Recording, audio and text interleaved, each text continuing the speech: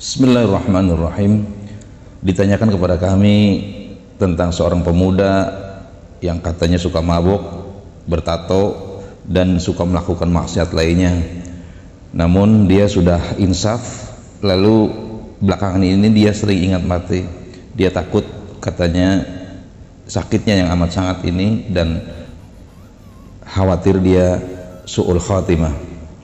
Ini adalah pelajaran yang kemudian bahwa kita bisa mengambil penegasan dari Allah bahwa siapa yang bertaubat dari perbuatannya yang telah lalu beriman dan beramal soleh, maka dia diampuni semua dosa-dosanya. A'udzubillahi minasyaitonirrajim.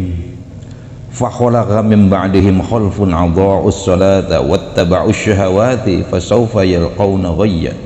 Kemudian datanglah setelah mereka pengganti yang mengabaikan sholat dan mengikuti keinginannya, maka mereka kelak akan tersesat. Illa man taba wa amana wa amila salihan fa ulaika yadkhulunal jannata wa la yudlamuna syai'a.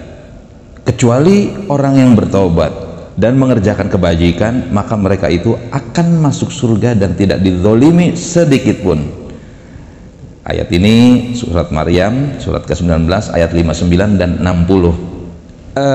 Ikhwan fillah, tentu berdasarkan ayat ini kita mendapatkan keyakinan dan kepastian, dan mau tidak mau kita mengarahkan arah jarum hati kita tentang kepastian ini dan keyakinan ini bahwa taubat kita itu adalah taubat yang tidak main-main. Artinya tidak lagi ada maksiat yang dilakukan, tidak mengulangi lagi kesalahan, bahkan kita harus menggantinya dengan amal soleh.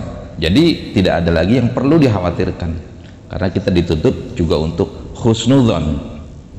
Makanya dengan mengarahkan jarum hati tentang ketidakraguan kita akan diampuni, ini juga diajarkan oleh Rasulullah.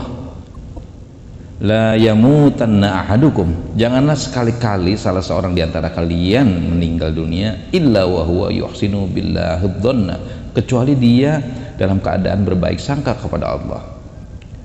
Hadis ini dilengkapi juga dengan episode lain di mana suatu saat Rasulullah menemui seorang pemuda yang sakit parah, sepertinya hendak meninggal dunia. Lalu beliau bersabda, "Wahai pemuda, apa yang kau rasakan?" Dengan lirih dia menjawab, "Demi Allah, wahai Rasulullah, aku berharap kepada Allah, namun aku takut akan dosa-dosaku." Maka Rasulullah bersabda, "La yajtami'ani fi qalbu 'abdi fi mithli hadza mautini." Tidaklah berkumpul dua perasaan ini dalam hati seorang hamba di saat seperti ini, illa a'tahu Allahu ma yarju wa amanahu mimma yakhafu, melainkan Allah akan memberikan harapannya dan mengamankannya dari yang dia takutkan. Nah, inilah pentingnya formula keyakinan, seperti juga ibadah-ibadah yang lain. Dalam ibadah diperlukan sikap yakin, karena keadaan mubham, ragu-ragu ya, itu tidak boleh diberdirikan di atas ibadah kita. Keraguan itu harus dibantah dengan keyakinan, harus diganti dengan keyakinan, dan keyakinan itu juga berada di dalam platform ilmu.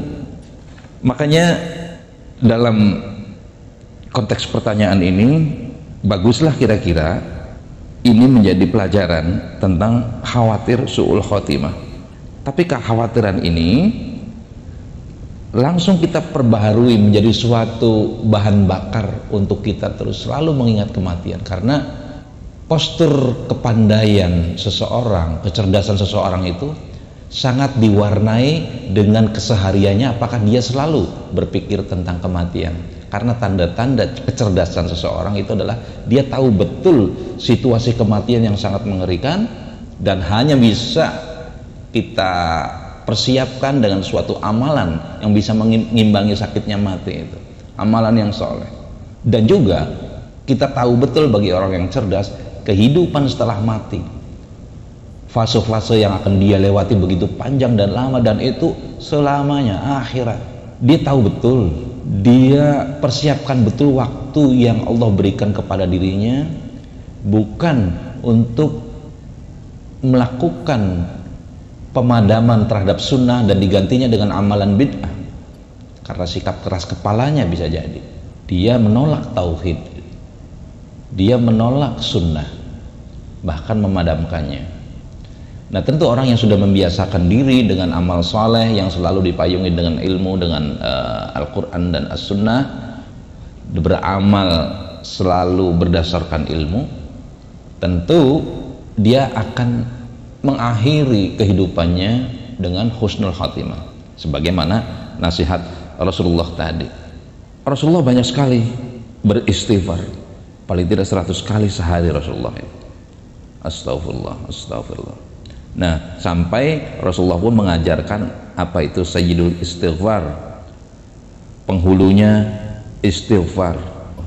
Allahumma anta rabbi la ilaha illa anta khalaqtani wa ana abduka wa ana ala ahdika wa wa'dika mastata'tu a'udzu bika min syarri ma sana'tu abu'u laka bi ni'matika alayya wa abu'u laka bi dzambi faghfirli fa innahu la yaghfirudz dzunuba illa anta. Ya Allah, Engkau adalah Tuhanku, tidak ada Tuhan yang berhak disembah kecuali Engkau. Engkaulah yang menciptakan aku adalah hamba-Mu ya Allah. Aku akan setia pada perjanjianku denganmu semampuku. Aku berlindung kepadamu dari kejelekan yang kuperbuat. Aku mengakui nikmat-Mu kepada aku dan aku mengakui dosaku. Oleh karenanya ampunilah aku. Sesungguhnya tidak ada yang mengampuni dosa kecuali Engkau. Ini kiranya cukup menjadi penguat hati kita. Mudah-mudahan kita dimatikan dalam keadaan husnul khatimah. Assalamualaikum warahmatullahi wabarakatuh.